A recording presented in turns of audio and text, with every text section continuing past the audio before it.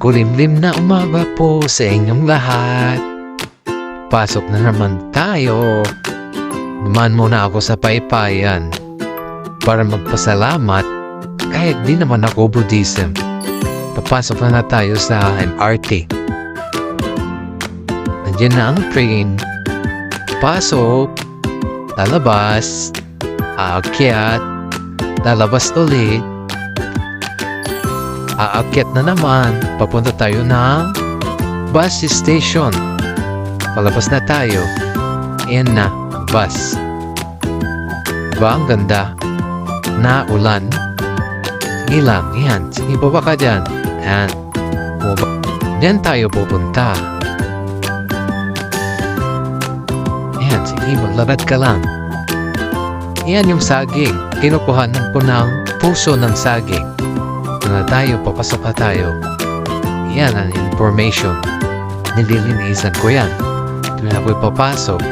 Sige, magbak pa lang dyan. Sige lang. Yan. Katapos malinisan, magsahig, magmamap. Magmamap ng magmamap. Sige, magmap pa lang. Sige pa. Ganito ang buhay. Ganito ang trabaho araw-araw. Kung may tiyaga, ika nga, may nilaga. Ang bilis. Yan na siya. Diba?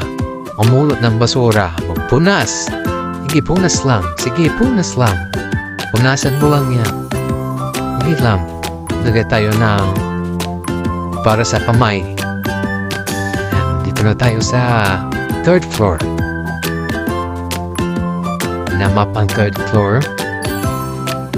Sige, magmap ka lang. Inisin mo maigi yan. Yan. Dito naman tayo sa second floor. Iba-ibang CR. Iba-ibang naki. Iba-ibang haba. And bababa na tayo. Punta tayo ngayon sa swimming pool. Diyan. Wala ng tissue. Maglagay. Maglagay ng sabon. Para mamaya, ibabras na lang. Sige lang. Ganito ang buhay natin. Laban lang. Itiritso mo. Lagyan mo lahat ng sabon. Tapos mamaya, mag-brush ka. Yan, sige. Mag-brush na. Mag-brush ang sahig bago diligan ng tubig. Ang luwang dito banda sa may swimming pool. Dito ako nahihirapan. Napakadami. Yan yung part ng swimming pool. Ayan na. Hanggang sa muli.